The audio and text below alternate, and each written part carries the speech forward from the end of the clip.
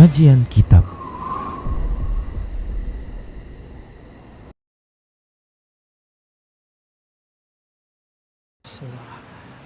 Assalamualaikum warahmatullahi wabarakatuh. Innal hamdalillah nahmaduhu wa nasta'inuhu wa nastaghfiruh wa na'udzu billahi min shururi anfusina wa sayyiati a'malina. Man yahdihillah fahuwal muhtad wa man yudlil falan tajida lahu waliyyan mursyida. Asyhadu an la ilaha illallah wahdahu la syarika lah wa asyhadu anna Muhammadan abduhu wa rasuluhu alladzi la nabiyya ba'dah. Wa qala Allah subhanahu wa ta'ala, ya ayyuhalladzina amanu taqullaha haqqa tuqatih wa la tamutunna illa wa antum muslimun. Ya ayyuhalladzina amanu taqullaha wa qulu qawlan sadida yuslih lakum a'malakum wa yaghfir lakum dhunubakum wa man yuti'illaha wa rasulahu faqad faza fawzan 'azima. Ya ayyuhan nasu taqu rabbakumul ladzi khalaqakum min nafsin wahidah wa khalaqa minha zawjaha wa batha minhuma rijalan katsiran wa nisaa'a wattaqullaha alladzi tasaaluna bihi wal arham innallaha kana 'alaikum raqiba. Amma ba'du, inna asdaqal hadithi kitabullah wa khairal hadi hadi Muhammad sallallahu alaihi wasallam wa syarrul umur muhdatsatuha wa kullu muhdatsatin bid'ah wa kullu bid'atin dhalalah wa kullu dhalalatin finnar. Ikhwati wa akhwat rahimani Allah wa iyyakum. Di kajian yang lalu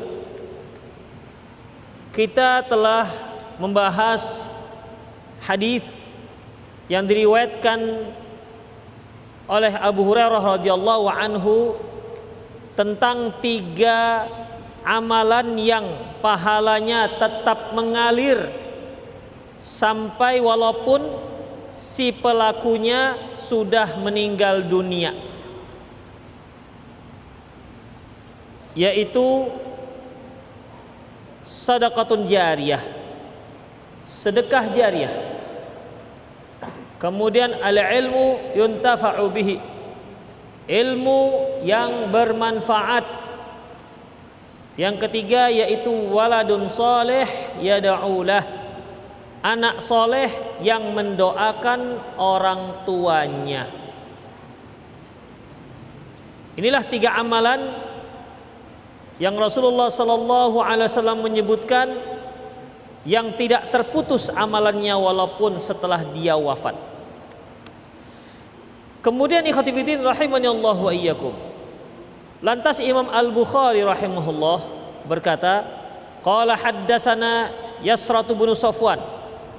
Qala Imam Bukhari, Imam Al-Bukhari berkata telah bercerita kepadaku Yusrah bin Safwan.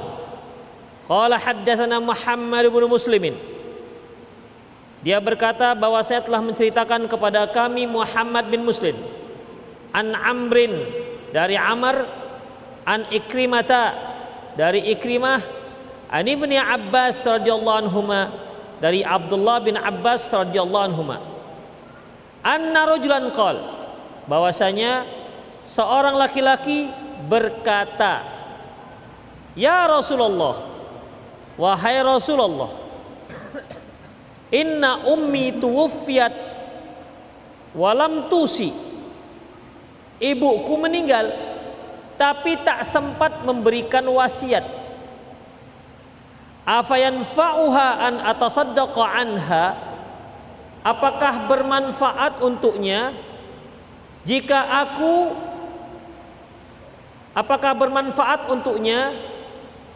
aku bersedekah untuk ibuku?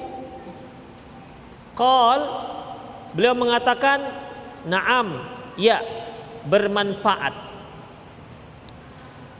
Di sini Abdullah bin Abbas, ya, di sini Abdullah bin Abbas Abdullah ibnu Abbas menceritakan tentang seorang laki-laki yang datang kepada Rasulullah sallallahu alaihi wasallam dan bertanya. Laki-laki di sini tidak diketahui siapanya. Apakah hadis ini sahih apa tidak? Ada yang disebut dengan hadis mubham. Kata Al-Baikuni dalam Manzum Baikuniyah, wal mubahamun ma fihi rawi lam yusam. Dan hadis mubaham yaitu jika ada di dalamnya perawi yang tak ada nama. Kalau tak ada nama berarti nggak diketahuikan identitasnya atau kondisinya. Dalam ilmu hadis, kondisi seorang rawi dikatakan halun, kondisi. Jika dia tidak diketahui siapa dia, bagaimana kondisi dia, dikatakan majhul hal. Orang ini diketahui siapa dianya, tapi kondisi dia tak diketahui. Apa artinya? Apakah dia seorang yang bagus bacaannya, bagus hafalannya, apakah dia seorang takwa atau tidak? Enggak diketahui, tapi orangnya diketahui siapa. Namun kondisinya tak diketahui. Ini dikatakan majhul hal. Orang yang enggak diketahui kondisinya gimana. Sehingga kita tidak bisa menetapkan bagaimana caranya untuk menetapkan apakah hadis ini sahih apakah tidak. Karena enggak diketahui. Dalam ilmu hadis, kalau nggak diketahui langsung ditolak. Iya kalau dia orang siqoh bisa dipercaya. Kalau nggak gimana? Ada satu lagi majhul ain, yang tidak diketahui orangnya. Seperti datang seorang laki-laki, siapa orangnya? Nggak tahu siapa. Itu Ikhwanuddin. Kalau dia masih menyebutkan nama, namun tak diketahui kondisinya, masih lebih mendingan ketimbang tak diketahui nama, tak diketahui orangnya siapa. Seperti yang di sini Ikhwanuddin, anna rajulan, bahwasanya seorang laki-laki berkata kepada Rasulullah sallallahu alaihi wasallam, laki-laki ini siapa ya? Sehingga kita bisa menghukumi hadis ini sahih apa tidak. Ikhwatifiddin rahimani Allah wa iyyakum.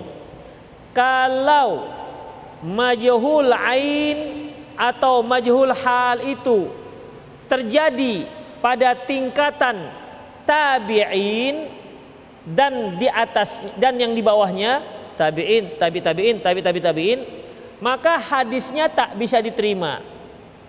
Kenapa? Karena nggak diketahui kondisi si perawi. Karena sahih dan dhaifnya hadis itu bisa diketahui dengan kondisi si rawi. Apakah dia orang pernah berbohong apakah tidak, siqoh apakah tidak, apakah kuat hafalan apa tidak. Itu namanya kondisinya. Tapi ketika dia dikatakan seorang laki-laki datang kepada seorang sahabat dan dia berkata, siapa laki-laki ini? Ya, dia datang kepada Ibnu Abbas. Sekarang laki-laki ini siapa? Kalau seandainya laki-laki ini ternyata seorang pembohong, atau laki-laki ini seorang yang takwa tapi hafalannya nggak kuat, tentu akan berubah lafaz yang akan dia riwayatkan ke orang yang di bawah dia. Dia tabi'in, tabi'innya gimana? Makanya tak diterima hadisnya. Permasalahan hadis kita ini, orang yang nggak diketahui ini dari kalangan mana? Tabi'in, tabi'in atau sahabat? Hah? Dari mana antum tahu sahabat? Hah? Karena dia bertemu Rasulullah sallallahu alaihi wasallam. Apabila yang tidak diketahui itu adalah dari kalangan para sahabat, maka hadisnya sahih. Itu Ikhwanuddin. Ya, karena seluruh para sahabat itu adil orangnya, diterima hadisnya. Ini keistimewaan para sahabat dengan catatan, ya, orang ini memang sahabat. Kalau ini jelas dia sahabat. Perhatikan. Ani bin Abbas radhiyallahu anhuma. Dari Abdullah bin Abbas radhiyallahu anhuma, anna rajulan, sesungguhnya seorang laki-laki, qala berkata, ya Rasulullah, wahai Rasulullah. Berarti kan dia ketemu Rasulullah. Bisa dipastikan ini orang sahabat. Ya. Bisa dipastikan orang ini sahabat. Bisa jadi dalam riwayat yang lain disebutkan namanya. Itu ikhwatiddin rahimanallahu waikum. Berarti ingat, kalau yang tidak diketahui namanya itu adalah sahabat, seperti dari bahwasanya seorang laki-laki berkata, misalnya berkata Rasulullah SAW, kalau bisa dipastikan laki-laki tersebut yang tidak diketahui siapa namanya itu adalah seorang sahabat, maka perkataannya sahih. Tinggal melihat siapa yang merawikan dari dia, tabi'in bagaimana, tabi'in bagaimana, seterusnya. Ingat ikhwatiddin, syaratnya yaitu bisa dipastikan dia sahabat, dan ini bisa kita pastikan sahabat karena dia bertemu dengan Rasulullah, bicara langsung dengan Rasulullah Sallallahu Alaihi Wasallam. Malah memang bertanya, ya Rasulullah, wahai Rasulullah. Tandanya dia bertemu dengan Rasulullah. Enggak kan mungkin ada seorang yang bicara, wahai Rasulullah, Rasulullah enggak di situ. Ya, ini tandanya memang dia langsung berhadapan dengan Rasulullah SAW. Jadi laki-laki di sini, anna rajulan, bahwasanya seorang laki-laki nggak diketahui namanya, ini tidak berpengaruh terhadap sanad, ya, tidak berpengaruh terhadap sanad. Ya Rasulullah, inna ummi tuwfiyat walam tusi. Ya Rasulullah, sungguhnya ibuku wafat, tapi dia belum sempat memberikan wasiat. Afayanfa'uha an atasaddaqa anha, apakah bermanfaat kalau aku bersedekah untuknya? Qala na'am, Rasulullah katakan iya. Ikhwatiddin, perhatikan, di hadis yang lalu Rasulullah mengatakan, idza matal insan inqata amalu illa min salasin, apabila manusia meninggal putuslah amalannya, putuslah pahalanya, kecuali terdiri dari 3 hal. Illa min salasin, kecuali 3 hal. Pertama, al-ilmu yantafa'u bihi, ilmu yang bermanfaat, sedekah jariah, dan anak soleh yang mendoakannya. Permasalahannya di situ tidak ada sedekah, ya kan? Yang di situ disebutkan anak soleh yang mendoakan. Ini bukan mendoakan, anak soleh yang berinfak untuk maknya. Itu dia. Kan beda. Tandanya ikhwatiddin, ya. Tandanya hadis Rasulullah sallallahu alaihi wasallam yang lalu yang menyatakan bahwasanya terputus amalannya kecuali 3, itu menunjukkan tidak terbatas hanya 3. Ada perkara lain yang bermanfaat untuk si mayit walaupun yang bukan 3. Di antaranya apa? Di antaranya anak yang bersedekah untuk kedua orang tuanya. Ikhwatiddin. Sementara yang 3 hanya menyebutkan doa anak yang soleh. Kalau seandainya nggak ada hadis ini ikhwatiddin, maka anak yang berinfak sengaja niatnya untuk orang tua pun tak sampai. Ya, beda ikhwatiddin. Seorang anak ketika dia bersedekah, maka otomatis orang tuanya mendapatkan pahala dari sedekah anaknya. Kalau ini enggak, memang niatnya bersedekah tapi untuk orang tuanya. Yang pertama tadi dia sedekah sendiri untuk dia, tapi karena anak itu merupakan hasil usaha orang tua, otomatis orang tua juga dapat. Kalau ini lebih khusus, dia niatnya untuk orang tuanya. Kalau dilihat dari hadis yang pertama, maka tak boleh. Tapi karena ada hadis yang lain, maka dibukalah poin keempat, yaitu sedekah anak untuk orang tuanya. Gitu ikhwatiddin. Dan ingat, yang bisa kita buka poin-poin berikutnya hanya yang ada dalil. Ya, kalau kemarin doa, kalau ini sedekah, berarti sedekah sudah masuk dalam poin. Jangan dikias-kiaskan ke yang lain. Seperti apa misalnya? baca Qur'annya anak yang disedekahkan untuk orang tua, itu perlu dalil. Jangan dikiaskan dengan sedekah. Karena masalahnya yang menyampaikan pahala siapa? Kita sendiri apa Allah yang menyampaikan? Allah yang menyampaikan. Oleh karena itu nggak boleh kita buat opini sendiri. Kecuali kalau kita yang menyampaikan, kita nampak sampainya, baru boleh. Ini enggak. Kalau pahala itu Allah yang menyampaikan, bukan kita. Dan kata Rasulullah, sampai afayanfa'uha an atasaddaqa anha, apakah bermanfaat kalau aku bersedekah untuknya? Kata Rasulullah, na'am. Berarti sampai. Ya kan? Baik. Kalau baca Quran bagaimana? Dalil dulu. Kalau kita lebarkan ikhafidin kemana-mana larinya nanti. Nanti akan ada yang mengatakan, saya salat zuhur 2 kali. Yang satu untuk saya, yang satu saya kirim untuk orang tua saya. Bisa begitu jadinya ikhafidin. Kalau kita lebarkan kemana-mana. Makanya yang sampai itu hanya yang ada dalilnya.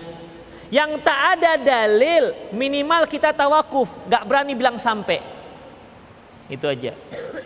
Gak berani bilang sampai. Kenapa? Karena yang menyampaikan Allah Subhanahu wa ta'ala. Ini berani kita bilang sampai, kenapa? Karena Rasulullah mengatakan sampai. Itu ikhwatiddin. Ya. Baik. Ikhwatiddin rahimanallahu wa iyyakum. Jadi, ya, dalam masalah sampainya pahala dan tidaknya itu adalah hak Allah. Tinggal kita tunggu dalil. Ada dalil kita katakan sampai. Gak ada dalil maaf saja. Gak berani mengatakan sampai. Ikhwatiddin, ingat. Sekali lagi, tidak boleh kita lebarkan kemana-mana. Nanti permasalahannya akan sampai pada sholat, baca Quran, menyembelih kurban, kekah. Ya kekah. Misalnya apa ikhwatiddin? Misalnya orang tuanya sudah meninggal. Dia pernah bilang, nak, bapak dulu gak sempat kekah dengan kakekmu. Meninggal orang tuanya, teringat ucapan bapaknya. Iya, kata bapak dan mama dua-duanya gak sempat kekah. Udahlah, ku kekahkan dia sekarang. Bapak mamanya sudah meninggal. Nanti lari kemana-mana ikhwatiddin. Ya. Oleh karena itu ikhwatiddin, lebih amannya kalau kita mengatakan yang cukup, yang ada dalilnya saja. Kemudian ikhwatiddin rahimanallahu wa iyyakum. Selanjutnya, pengiriman ini, pahala sedekah ini, ingat, ini yang ada dalilnya anak ke orang tua. Nah, itu dia. Anak ke orang tua. Sementara ke yang lain, misalnya antum saking cinta dengan ustadznya, dia sedekah, ustadznya sudah meninggal, tapi bukan ini, masih hidup, ustadz antum yang lain lah yang udah meninggal. Udah, sedekah untuk ustadzku. Nah begitu. Kenapa mulai dilebarkan ini? Kan gak ada hubungannya. Udah, maka dalam masalah ini sama sikap kita dengan yang pertama. Gak berani mengatakan boleh. Kenapa? Tak ada dalilnya. Ini masalah gaib ikhwatiddin. Jadi yang ada, yang itu saja yang kita yakini, yaitu anak ke orang tua. Bagaimana orang tua ke anak? Sama, ada nggak dalilnya? Kalau nggak, jangan dulu. Itu ikhwatiddin. Kalau tidak, jangan dulu. Seperti, saya berikan contoh. Waladun soleh yada'ulah. Anak soleh yang mendoakan kedua orang tuanya. Bermanfaat kan untuk si orang tua yang sudah meninggal? Baik, sekarang ada kaum muslimin yang ikut mendoakan kedua orang tuanya. Bermanfaat nggak orang tuanya? Yo, saya ulangi pertanyaannya. Fokus. Perhatikan. Hadis mengatakan yang ketiga, waladun soleh yada'ulah. Anak soleh yang mendoakan orang tuanya. Sang katanya, bagaimana kalau tetangganya yang mendoakan orang tuanya, atau teman ayahnya yang mendoakan ayahnya? Apakah sampai, apakah tidak? Enggak. Antum? Enggak. Yang mengatakan sampai siapa? 1, 2, 3, 4, 5, 6 dah. Yang mengatakan Allahu alam? Wih, banyak. Yang mengatakan enggak sampai? Banyak juga ya. Iya. Pokoknya lebih daripada 3 banyak itu. Jadi bagaimana ikhwatiddin rahimanallahu wa iyyakum sampai? Oh, kalau sudah sampai harus pakai dalil. Ingat, kalau mengatakan sampai harus pakai dalil. Mana yang mengatakan sampai? Antum, apa itu?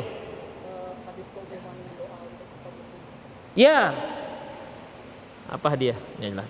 Ngap keringat. Ngap keringat. Lumayan. Jangan lihat harganya, lihat penghargaannya ikhwatiddin. Iya.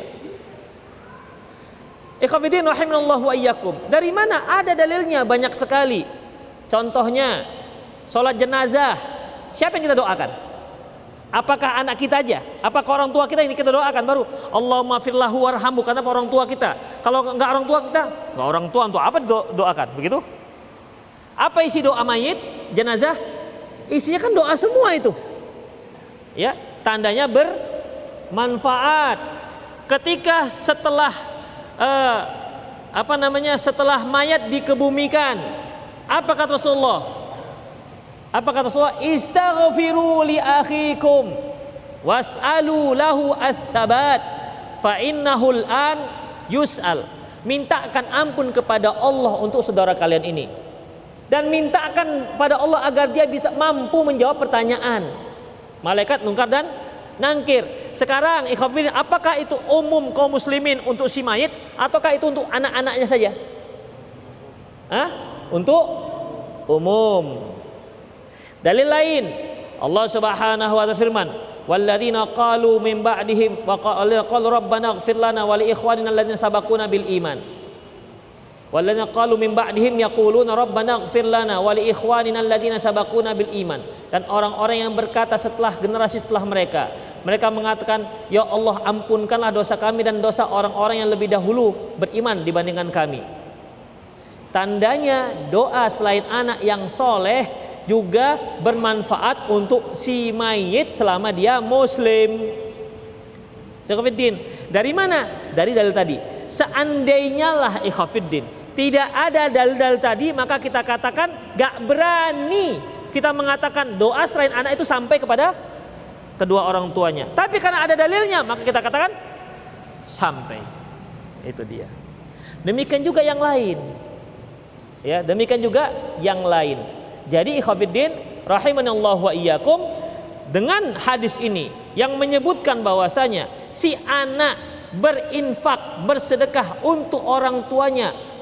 Lantas muncul pertanyaan, bagaimana orang tua yang masih hidup berinfak untuk anaknya yang sudah meninggal, atau suami berinfak untuk istrinya yang sudah meninggal, atau sebaliknya?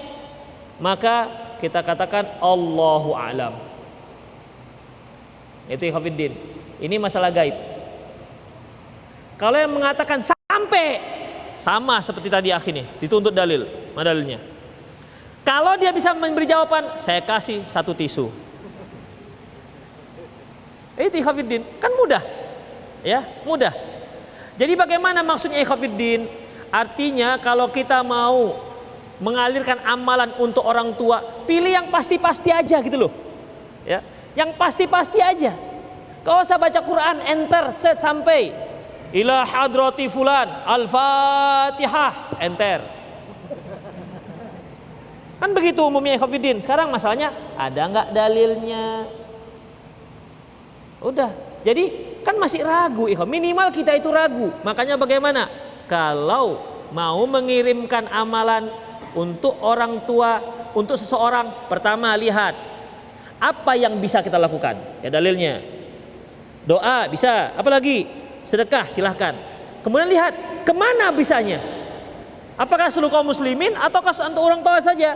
Yang ada dalilnya untuk orang tua. Udah, itu aja dulu sementara. Yang pasti-pasti. Itu ikhwatiddin, ya.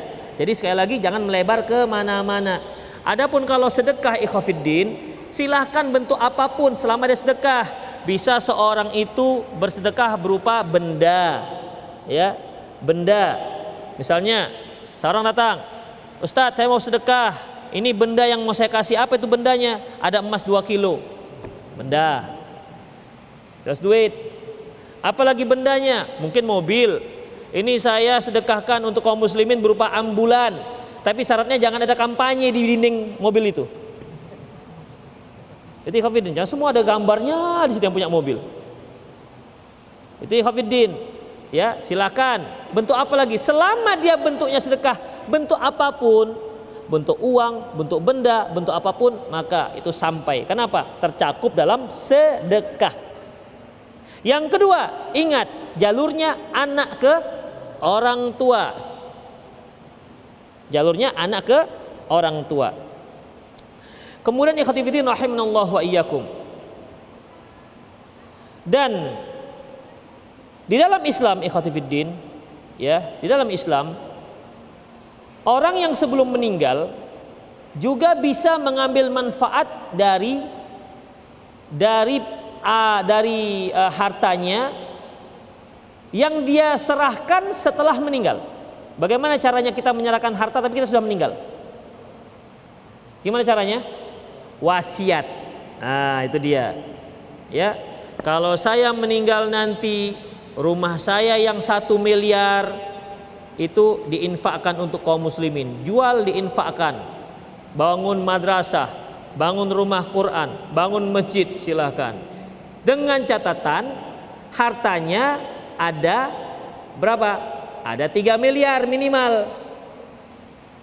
Kalau hartanya hanya ada 2 miliar, nggak boleh, karena wasiat itu paling banyak 1/3. Itu ikhwatiddin. Kalaupun itu ternyata terjadi, maka hakim harus menahan. Dia hanya boleh memperkenankan 1/3-nya saja untuk diwasiatkan. Sisanya untuk ahli waris. Ikhwatiddin. Jadi ada sebuah hadis, yaitu seorang sahabat yang bernama Sa'ad, dia minta izin kepada Rasulullah untuk berwasiat setengah hartanya. Kata Rasulullah, itu kebanyakan. Sudah ya Rasulullah, bagaimana kalau 1/3? Ya, 1/3 boleh. Namun begitu pun watsulusu katsir. 1/3 itu pun sebenarnya sudah banyak. Artinya kalau mau kita wasiat, kalau bisa kurang dari 1/3, 1/4 lah, 1/5 lah, atau 1/10 lah, itu akan lebih afdol. Mengapa? Karena kalau kita berwasiat kan berarti kita berinfak. Ya, kita berinfak. Dan sebenarnya walaupun kita berinfak hanya 1/4-nya, tidak 1/3, tentunya 1/4 lebih kecil dibandingkan 1/3, itu kan nanti sisanya untuk ahli waris. Harta kita yang kita tinggalkan untuk ahli waris itu juga sedekah sebenarnya. Ya. Itu juga sebenarnya sedekah. Apalagi kalau anak dan istrinya itu fakir. Lebih afdol lagi dia tinggalkan lebih banyak untuk keluarganya. Itu ikhwatiddin. Ya.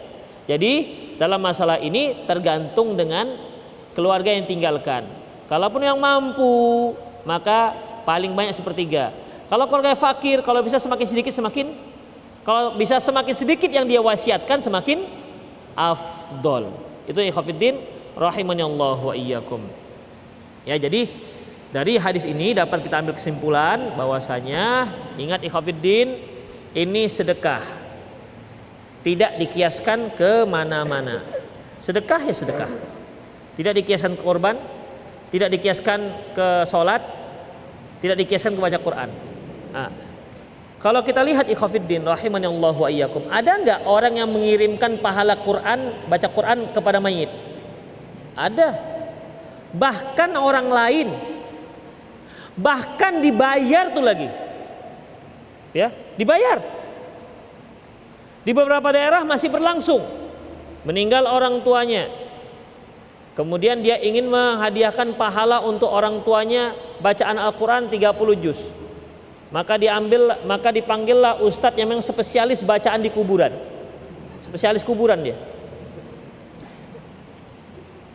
Taib, Ustadz tolong bacakan Al-Quran dan hadiahkan untuk ayah saya 30 juz ya Ustadz. Di kuburan ya, di kuburan duduknya. Mau ustadznya? Maaf Bu, ini kan ada perlu uang kopi. Nah gitu. Berapa uang kopinya Ustadz? Ya kalau sekarang sih pasarannya 15 juta Bu. Mau jual kopi apa itu? Starbucks. Jadi dia punya harga ikhwatiddin dan bisa nego. Janganlah Ustadz, 15 juta itu sudah murah Bu. Kami itu berlima, gotong royong kami. Kan 30 juz bagi 5 berapa? Berarti kan berapa?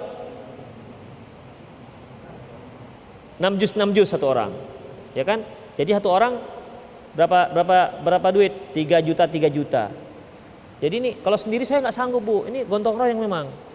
Jangan mahal kali lah Ustadz. Gimana kalau 8 juta? Aduh, nggak pasaran itu. Pasaran? Ini mau kirim pahala, mau jualan sekarang? Itu ikhwatiddin. Jadi masalah ini dia tidak akan mau membacakan kalau tidak dibayar. Sekarang apakah ada nilai pahala ibadah kalau nilai tersebut terkait dengan uang?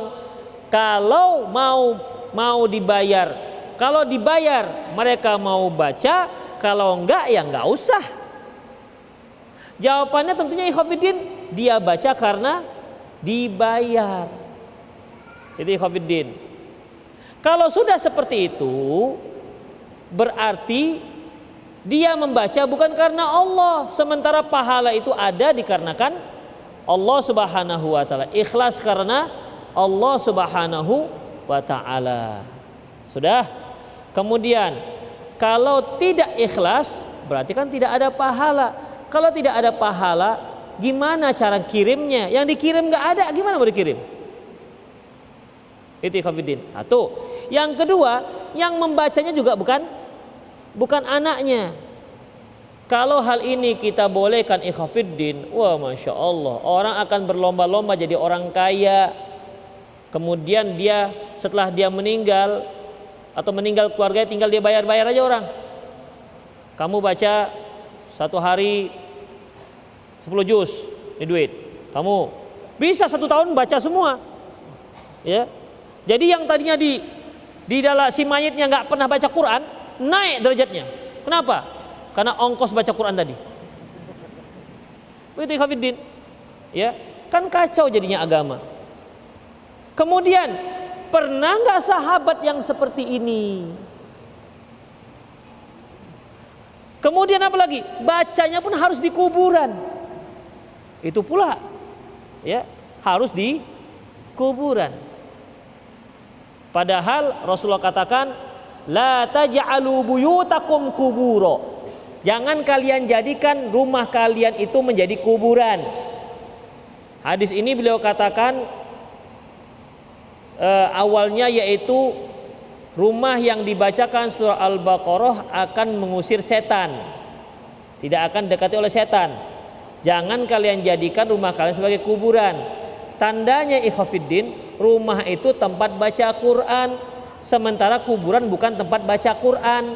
Rumah yang tak pernah dibacakan Al-Quran di sana, tidak pernah dilaksanakan sholat di sana, itu seperti kuburan. Tandanya kuburan itu bukan tempat sholat dan juga bukan tempat baca Quran. Kalau seandainya kuburan itu tempat baca Quran dan tempat sholat, berarti hadisnya salah. Orang sama-sama tempat baca Quran. Apa faedah? Jangan kalian jadikan rumah kalian seperti kuburan. Toh dua-dua tempat baca Quran. Nah, itu ikhwatiddin. Ngerti maksudnya? Ya, paham ya? Insyaallah. Itu ikhwatiddin. Akhwat paham ya? Enggak, ya udahlah. Itulah ikhwatiddin rahimanallahu wa iyyakum. Jadi ada satu poin selain poin yang 3, yaitu anak yang mensedekahkan untuk orang tuanya. Kemudian ikhwatiddin selanjutnya, babu birri man kana yasiluhu abuh. Bab berbakti, berbuat baik kepada kerabat ataupun sahabat-sahabat ayahnya. Artinya ikhwatiddin, cara berbakti kepada orang tua Di antaranya doa anak. Yang kedua, sedekah untuk orang tua. Yang ketiga di antaranya ikhwafiddin, yaitu kita menyambung tali silaturahmi terhadap orang-orang dekat kedua orang tua kita. Abdullah bin Umar ketika dia naik keledai berpapasan dengan seorang badui. Kemudian apa yang dia lakukan? Dia turun dan mempersilahkan orang badui ini naik keledainya. Dan serban yang dipakai oleh Abdullah bin Umar dipakaikan ke orang badui ini. Waktu itu mereka berjalan beberapa orang. Apa kata teman-teman Abdullah bin Umar? Biarkan saja, dia itu biasa pergi dengan jalan kaki, sudah biasa, gak perlu dinaikkan ke keledai. Apa kata Abdullah bin Umar? Sesungguhnya ayah orang ini adalah orang yang dicintai oleh Umar bin Khattab. Ayah orang ini bukan orang baduinya. Ayah orang ini adalah orang yang dicintai oleh Umar bin Khattab, ayahku. Ikhwatiddin. Jadi salah satu cara berbakti kepada kedua orang tua, kita melakukan hubungan silaturahmi terus terhadap abang-abang atau adik-adik ataupun kerabat dari orang tua. Demikian juga kerabat dari ibu kita. Tapi kalau kita di Indonesia itu umumnya lebih dekat dengan kerabat ibu ketimbang kerabat ayah. Kau perhatikan, antum merasakan nggak? Iya kan? Dengan kerabat ibu itu dekat sekali, tapi kalau dengan kerabat ayah kok jauh. Padahal seharusnya sebaliknya. Kita lebih dekat dengan kerabat ayah ketimbang kerabat ibu, karena kerabat-kerabat ayah ini yang bisa jadi wali. Ya, kerabat-kerabat ayah yang bisa jadi wali. Saya punya anak perempuan, ya, yang bisa jadi wali. Anak saya kalau saya meninggal ya kerabat saya, abang saya, adik saya kalau saya punya adik, bukan dari abang istri atau adik istri. Itu ikhwatiddin. Ya. Jadi ikhwatiddin, demikian juga kalau kakek yang bisa jadi wali bukan kakek dari pihak ibu, tapi kakek dari pihak saya, ayah. Tapi kecenderungan kita itu begitu, lebih dekat dengan kerabat ibu. Makanya ikhwatiddin, ya, kita berupaya untuk dekat juga dengan kerabat-kerabat ayah. Tapi kadang-kadang begitu juga kondisinya, karena dari kecil tak dekat, akhirnya mau besar dekat tuh lucu jadinya. Agak gimana lah gitu, agak asing kita mau dekat, macam orang udah dari kecil tak biasa dekat. Tapi kalau dengan adiknya emak, kakaknya emak, sudah macam emak sendiri, ya kan? Makan langsung ke dapur, makan langsung, gitu. Nggak ada pergi permisi. Dan dia juga, nggak apa-apa, anak aku kok, begitu ikhwatiddin. Tapi kalau ke kerabat ayah, kita agak sungkan. Begitulah fenomena yang ada. Dan itu umumnya begitu. Nggak Padang, nggak Jawa, nggak apa semua hampir. Itu. Beda halnya dengan Arab. Tapi nggak tahu saya kalau orang Mandailing, orang Batak. Mana orang Batak di sini? Coba, gimana? Kalau orang kita Batak gimana? Ke kerabat ayah gimana? Itulah, heran, kenapa kok karena ibu ya? Lebih dekat, nggak tahu secara apa? Fisikisnya kita lebih dekat dengan kerabat ibu. Allahu alam, kenapa Indonesia ini? Padahal orang kita Batak ambil marga langsung dari ayah kan, nggak ada dari ibu. Bapaknya Sinaga, ibunya Sitorus. Ambilnya Sinaga, nggak mau Sitorus dia. Itulah dia, itulah betul. Tapi ternyata dekatnya dengan Sitorus juga. Begitulah ikhwatiddin. Itulah fenomena yang ada. Kita sebagai anak harus berupaya menyambung silaturahmi dengan berbuat baik kepada kedua keluarga. Itu salah satu cara untuk berbakti kepada keluarga. Qala haddatsana Abdullah bin Yazid. Imam Bukhari mengatakan telah menceritakan kepadaku Abdullah bin Yazid. Qala haddatsana Haywah, telah berkata kepadaku Haywah. Qala haddatsani Abu Utsman Al-Walid ibnu Abi Walid, telah berkata kepadaku Abu Utsman Walid bin Abi Walid. An Abdullah bin Dinar, dari Abdullah bin Dinar. An Ibnu Umar radhiyallahu anhuma, dari Abdullah bin Umar. Dari Abdullah bin Umar radhiyallahu anhuma, an Rasulillah sallallahu alaihi wasallam, dari Rasulullah SAW qol, beliau bersabda, inna abarral birra ayyasila rajulu ahla wuddi abihi. Termasuk perbuatan baik yang terbaik, yaitu Termasuk perbuatan bakti kepada kedua orang tua yang terbaik, yaitu seorang itu menyambung tali silaturahmi dengan orang-orang yang disayangi oleh orang tuanya. Jadi bukan hanya kerabat, juga kepada teman-teman ayah. Terkadang kan ikhwafil kita tahu, ini teman akrab ayahku nih. Nah gitu. Ya kan? Dari mana taunya? Biasanya sering datang ke rumah sama main catur, misalnya begitu kan. Pokoknya tahu kita, ini kawan dekat ayah. Begitu. Jadi kita sebagai anak bagaimana? Meninggal ayah kita, kita tetap ya berbuat baik, sambung silaturahmi tersebut terhadap teman-teman dekat ayah kita. Kalau belum meninggal, ya, kalau belum meninggal, itu ikhwatiddin, itu caranya. Tapi memang ini jarang terrealisasi.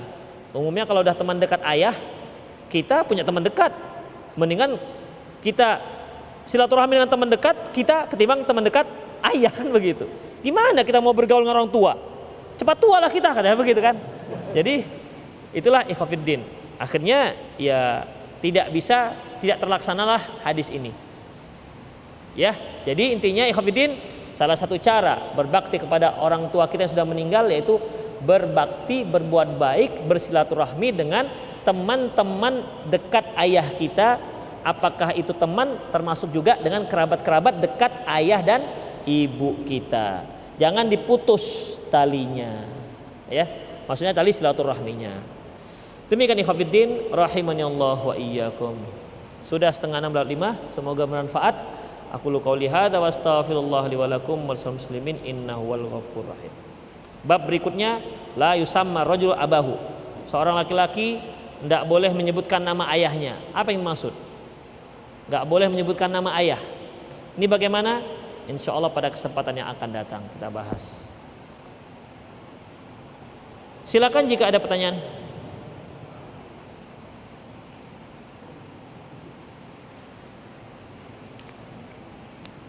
Oh, ada. Akhwat, kumpulkan pertanyaannya. Assalamualaikum warahmatullahi wabarakatuh. Ustadz, boleh tidak saya membaca doa Rabbighfirli wali walidayya setiap tahiyat akhir dalam salat? Allahu a'lam bissawab. Ikhwatiddin, ada dua pendapat dalam masalah ini tentang doa mutlak yang terkait dengan sebelum salam. Sebahagian mengatakan boleh, karena apa? Karena di situ doanya doa mutlak, terserah apa saja yang kita inginkan. Saya cenderungnya mengatakan berpendapat yaitu tidak boleh, karena ini sholat sama dengan kondisi sujud. Kan banyak yang berpendapat bahwasanya ketika kita sujud silahkan doa apa saja, faqaminun ayustajabulah, karena itu akan mustajab. Silakan doa apa saja. Ya, saya cenderungnya memahami baik ketika sujud ataupun ketika tasyahud akhir sebelum salam. Saya cenderungnya dengan silahkan doa apa saja, tapi doa-doa yang pernah Rasulullah ucapkan ketika sujud dan doa-doa yang pernah Rasulullah ucapkan ketika sebelum salam. Karena ini sholat. Rasulullah pernah melarang Muawiyah bin Hakam mengucapkan yarhamukallah ketika dia mendengar orang yang bersinan mengucapkan alhamdulillah. Lantas Rasulullah katakan, inna hadhis shalah, ini salat, la taslu syai' min kalamin nas, tidak boleh dicampur dengan ucapan manusia. Innama hiya takbir wa tahlil wa tahmid wa qiraatul Quran. Salat itu takbir, tahmid, tasbih dan bacaan Al-Quran.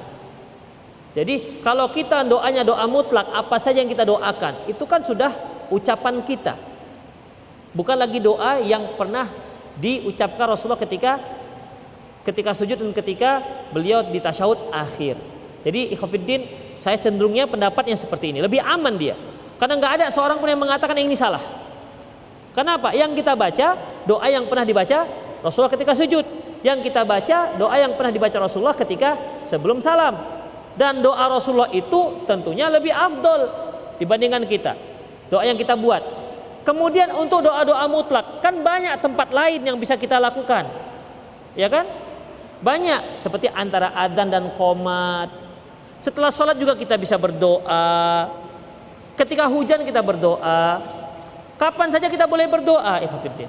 Tapi untuk sholat saya cenderungnya khusus untuk sholat doa-doa dimanapun rukunnya tetap pilih doa-doa yang pernah dibaca oleh Rasulullah. Itu lebih aman. Demikian ikhwatiddin. Walaupun saya juga nggak berani mengatakan nggak sah, batal, nggak juga ikhwatiddin. Karena memang ada terkandung makna. Silakan doa apa saja, karena waktu sujud posisi kamu yang paling dekat, posisi seorang hamba yang paling dekat dengan Robnya. Silakan doa apa saja. Apa saja ini kan bisa dua maknanya. Pertama apa saja, tapi yang pernah didoakan oleh Rasulullah, atau apa saja terserah kalian. Bisa dua maknanya. Itu ikhwatiddin. Ya, paham ya maksudnya? Demikian. Allahu a'lam bissawab. Ustadz, setiap sebelum sharing sholat sering menggunakan cairan penghilang bau mulut atau makan permen wangi. Saya setiap sebelum sholat sering menggunakan cairan penghilang bau atau bau mulut atau makan permen wangi. Apakah boleh? Namanya juga sebelum sholat. Antum sebelum sholat mau push up, mau sit, mau jingking, mau apa, mau makan somai, mau makan terserah, nggak ada masalah sebelum sholat. Ya, itu nggak ada masalah. Yang nggak boleh itu ikhwatiddin, ketika antum mau sholat berjamaah, itu dia berjamaah, antum makan yang bau seperti bawang, itu nggak boleh. Mengapa demikian? Fa innal malaikata yata'adza bima yata'adza bihin nas. Karena malaikat itu terganggu dengan bau yang mengganggu manusia. Makanya jangan makan yang bau-bau. Adapun durian itu bukan bau tapi wangi durian. Enggak masalah. Kita yang Indonesia semua bilang bau. Ini bau minyak wangi. Udah jelas minyak wangi masih bau juga. Itu ikhwatiddin, ya. Jadi Allahu a'lam bissawab. Kalau yang seperti boleh, karena juga belum sholat. Apalagi dia katanya supaya wangi. Jadi ketika bilang amin, orang sebelah langsung mendapatkan bunga-bunganya kan. Nah gitu, wangi, nggak masalah. Ketimbang amin tuh bau busuk yang keluar, itu kan mengganggu. Jadi nggak ada masalah. Yang ada masalah antum makan permen wangi setelah Al-Fatihah, alhamdulillah alamin, itu baru masalah. Kalau sebelum sholat nggak ada masalah, ya tidak ada masalah.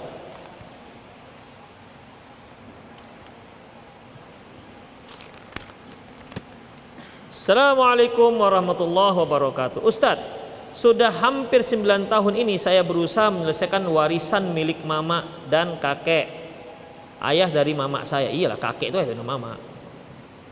Namun kakak mama saya tidak beriktikat baik dalam menyelesaikan warisan ini. Apakah anak harus ambil jalur hukum atau saya bersabar? Bagaimana solusinya? Ikhwatiddin, mengenai menyelesaikan masalah ini tinggal tergantung kita. Butuh nggak dengan duit itu? Kadang-kadang ada orang butuh tapi adalah malas bermasalah, family aja, mendingan bersabar. Bagus, ya bagus. Tapi kalau dia nggak sabar, dia ini milik saya, ini hak saya dan saya butuh. Gimana caranya? Apakah boleh melalui jalur hakim? Silahkan.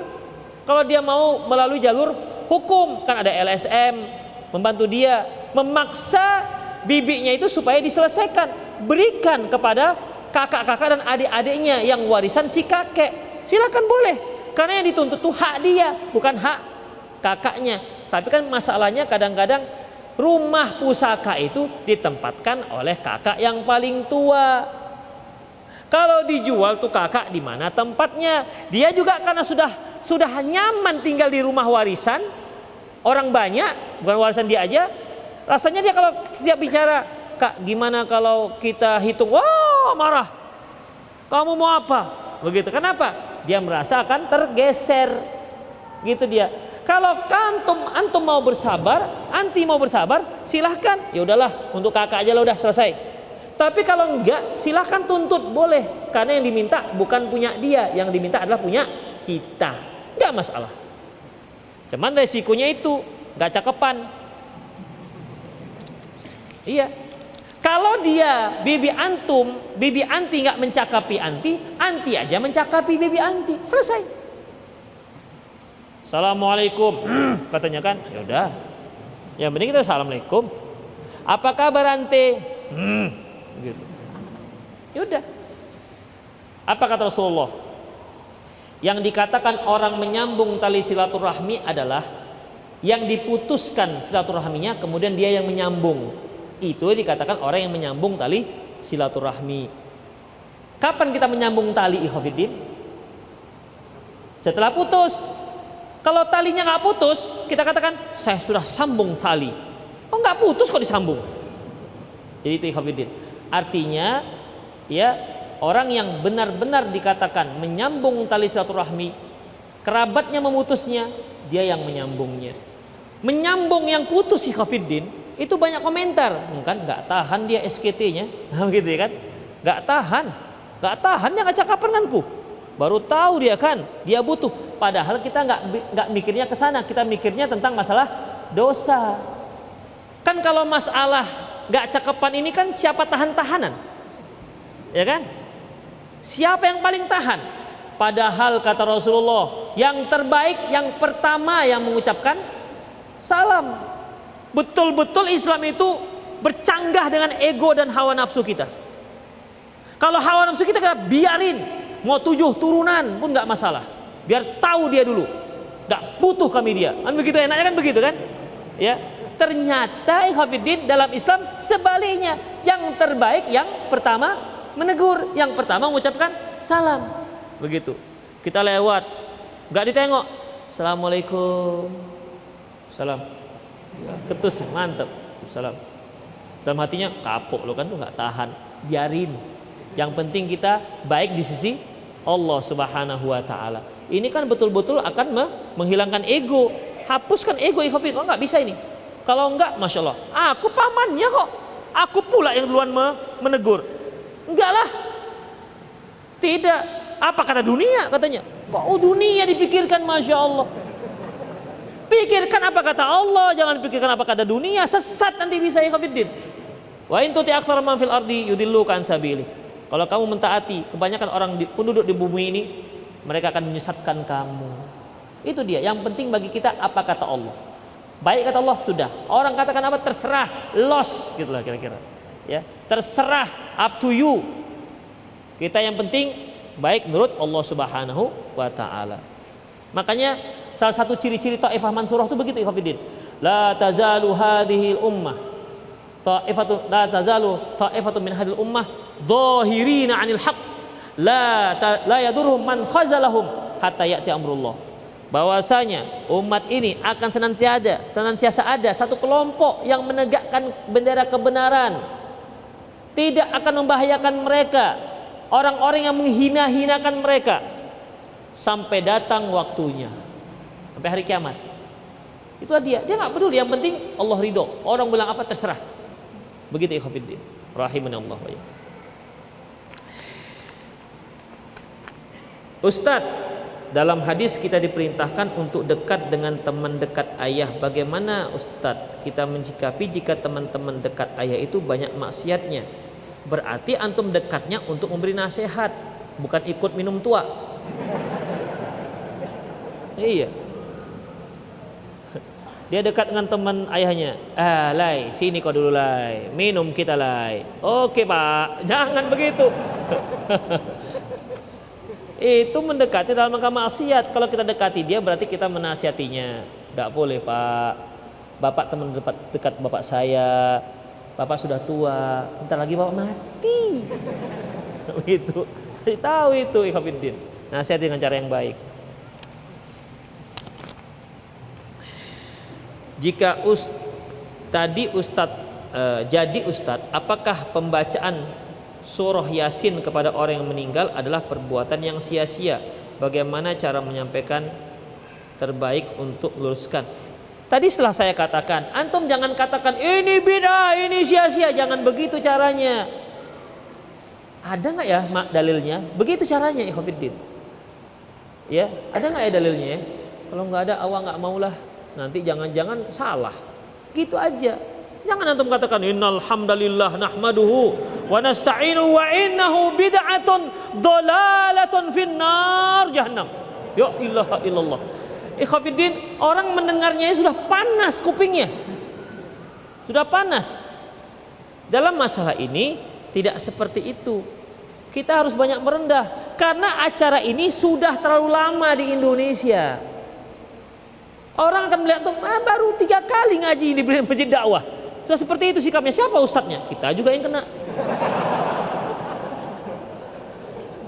Itu ikhwatiddin. Jadi dalam masalah ini merendah. Kita tolabul ilmi. Saya nggak tahu mak. Nanti jangan-jangan salah, udahlah nantilah. Nggak yang lain aja yang jelas-jelas begitu. Gitu aja ikhwatiddin. Mak, kalau bisa coba tanya Pak Ustadz, ada nggak dalilnya? Begitu. Ustadz Mamak kan banyak. Udah tanya Ustadz itu. Jangan-jangan Ustadz Mamak itu bohong. Begitu. Assalamualaikum warahmatullahi wabarakatuh. Ustadz, amalan apa yang bisa sampai dari jalur orang tua kepada anak yang sudah meninggal?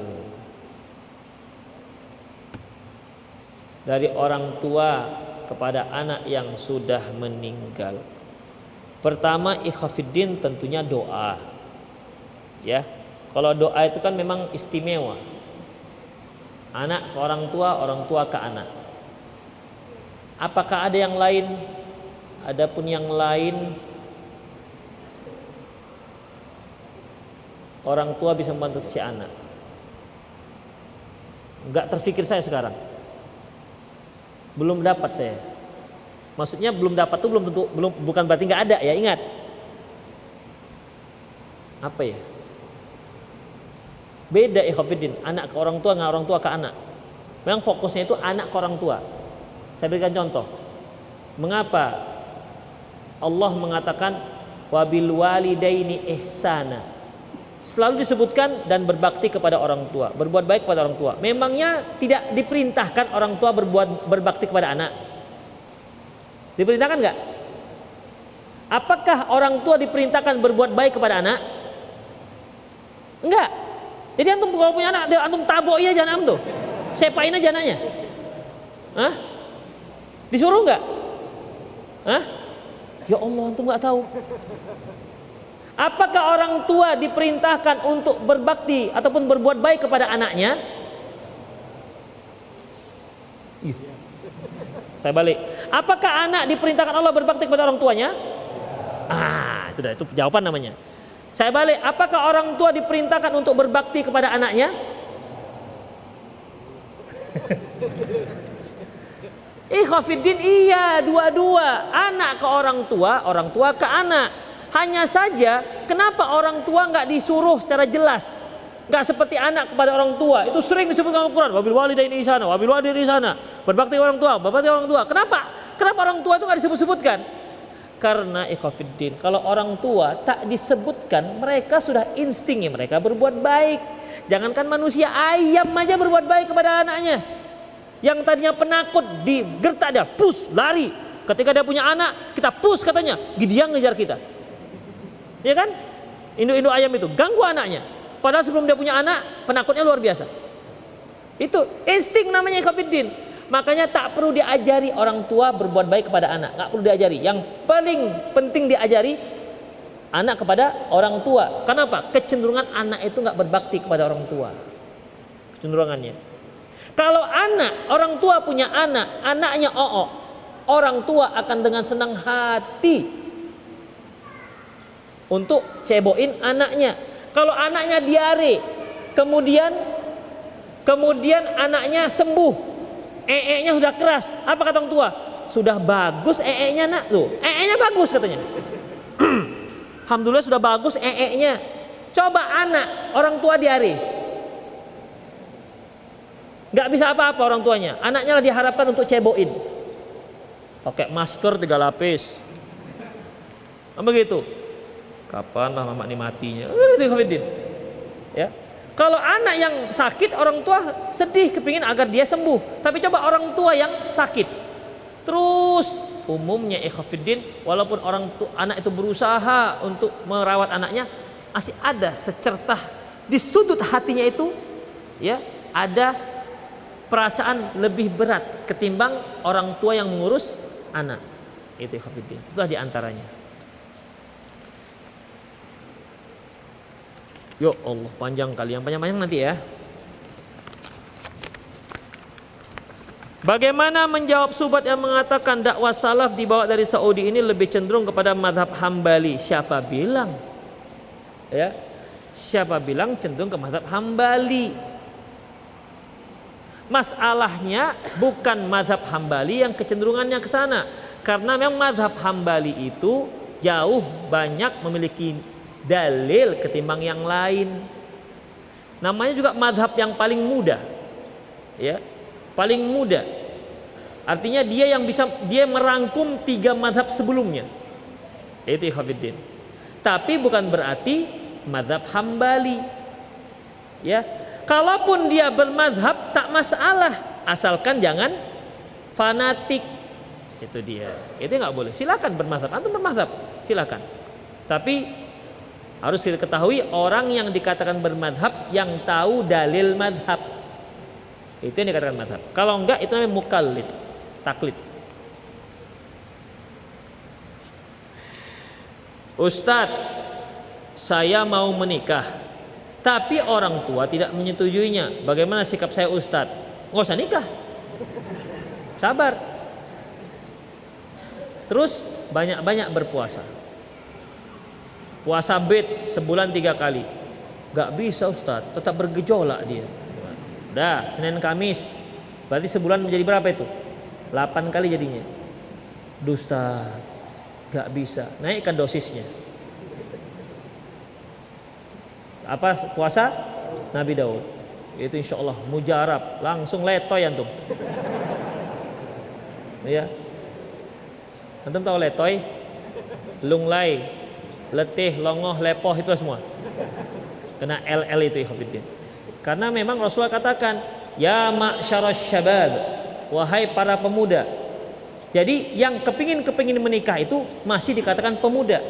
Antum yang sudah berusia 50 tahun masih kepingin menikah, masih muda. Terpanggil dalam hadis ini, ya ma'syarasy syabab, wahai sekalian pemuda, man istata'a minkumul ba'a, barang siapa di antara kalian yang sudah sanggup menikah, falyatazawwaj, hendaklah dia menikah. Fa innahu aghaddu lil basar wa ahsanu lil farj, karena itu lebih mampu untuk menundukkan pandangan dan lebih mampu untuk menjaga kemaluan. Fa illam tastati, kalau kalian tidak sanggup, fa alaikum bisyam, hendaklah kalian berpuasa. Fa innahu lahu wija, karena itu dapat mengendalikan, ya, mengendalikan syahwatnya. Itu Allah, Rasulullah yang mengatakan. Ya. Dan ini bukan hanya untuk pemuda yang baru mau pertama menikah. Demikian juga pemuda yang mau pertama, kedua, ketiga, keempat nikah. Misalnya dia sudah menikah pertama, tapi masih belum cukup, masih kurang. Voltasenya ya 350 ampere misalnya, voltase voltnya misalnya, biasa belum cukup. Maka bagi si suami laki-laki seperti ini puasa. Kalau dia nggak sanggup untuk menikah yang kedua, kalau yang menikah kedua itu yang dia rasa bisa mencukupi, nggak sanggup puasa, itu ikhwatiddin. Jadi sama, ya. Kalau dia sanggup, silahkan menikah yang kedua, tentunya dengan dengan syarat-syarat dan ketentuan yang berlaku. Tidak asal yang penting Ustadz dia perempuan mau dan hidup.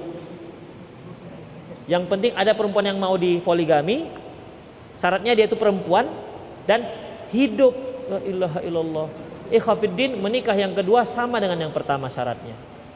Itu dia. Jangan yang penting mau, itu akan buat masalah. Kalau Ustadz apa syaratnya? Syaratnya sama. Tapi masalahnya kan ada nggak keinginan untuk menikah yang kedua, itu dulu. Kalaupun ada, sama syarat dengan yang pertama. Ustadz saya mau menikah, udah. Kok dia yang muncul?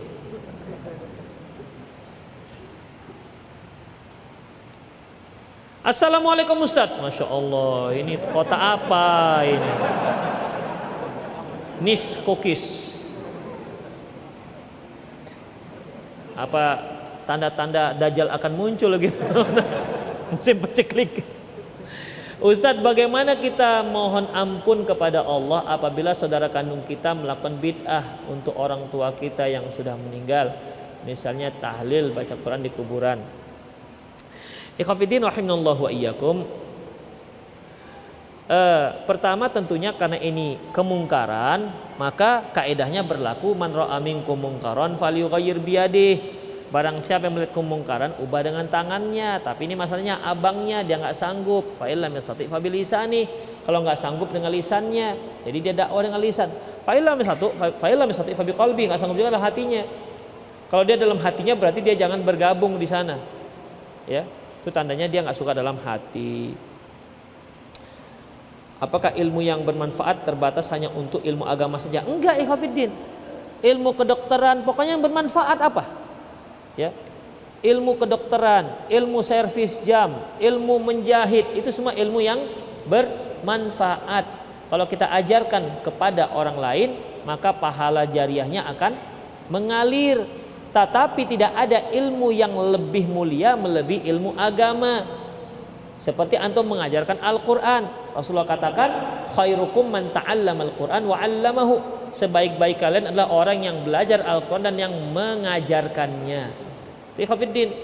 Jadi ketika antum mengajarkan huruf hijaiyah, berarti anak tersebut membaca Al-Quran, antum terus dapat pahala karena dia tahu huruf hijaiyah melalui antum, melalui kita. Ikhwatiddin ya. Jadi semua ilmu, ya, semua ilmu. Demikian juga kalau dia mengajarkan ilmu yang buruk, bagaimana cara nyongkel jendela orang, bagaimana cara curi jemuran orang supaya nggak ketahuan, dia seperti biasa-biasa saja. Bagaimana cara mencopet, itu kan ada caranya, ya. Orang nggak sadar bahwasanya dompetnya sudah berpindah. Itu dia. Itu berarti ilmu yang buruk. Kalau dia mengamalkannya, maka orang yang mengajarkannya berdosa. Mati orang yang mengajarkannya, sementara ini masih diamalkan, maka itu dosa jariah namanya. Ngalir terus. Jam berapa sudah? Waduh, panjang. Ustadz, bagaimana hukum memutihkan gigi dan bagaimana mengenai tahlilan mendoakan orang yang sudah meninggal? Mengapa dikatakan bid'ah jika mendoakan orang tua itu boleh? Pertama, memutihkan gigi. Kalau gigi antum kuning, ya silahkan diputihkan selama tidak menimbulkan mudorot. Terkadang menimbulkan, diputihkan dengan cairan-cairan tertentu, akhirnya email gigi itu menjadi tipis dan bisa membuat gigi menjadi rapuh.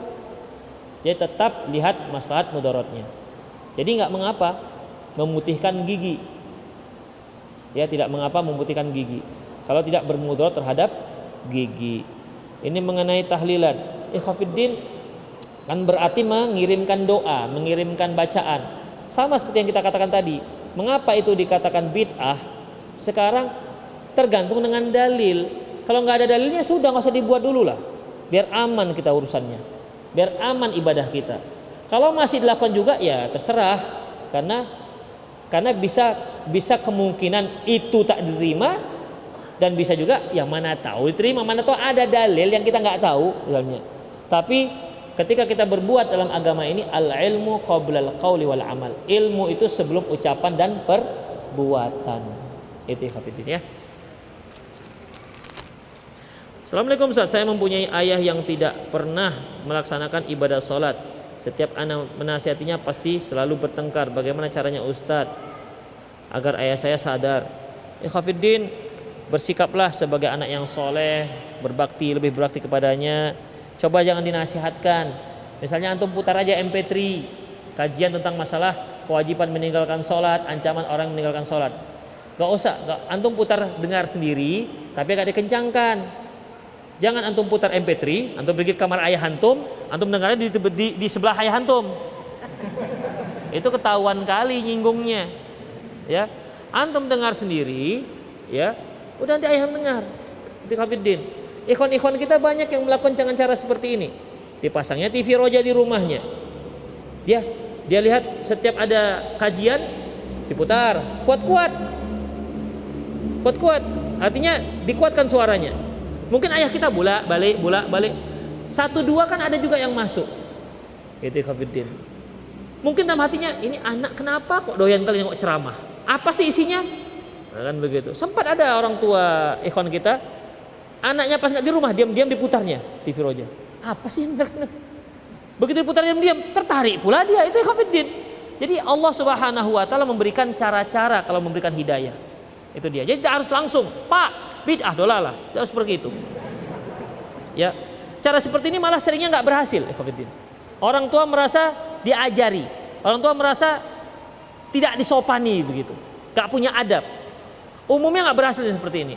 Tapi dengan cara pendekatan, kasih nasihat. Kadang-kadang nggak pakai nasihat, hanya sekedar buku. Misalnya antum cari buku, kan ada buku Syekh Utsaimin hukum meninggalkan sholat. Udah, antum, Pak ini apa bukunya ini kok? Coba menurut Bapak gimana? Nah begitu.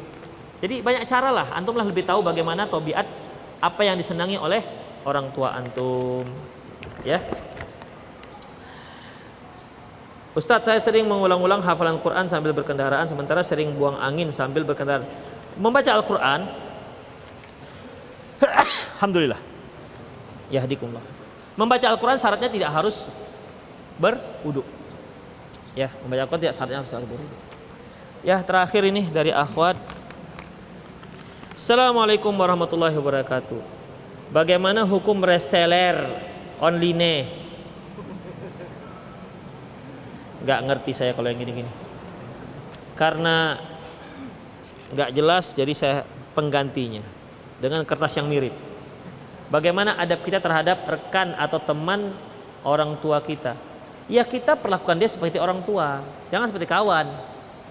Pak, apa kabar Pak? Sip, oke, begitu. Itu seperti kawan kita. Jadi sikapi dia seperti orang yang lebih tua. Rasulullah katakan, laisa minna man lam yarham saghirana walam yuqir kabirona.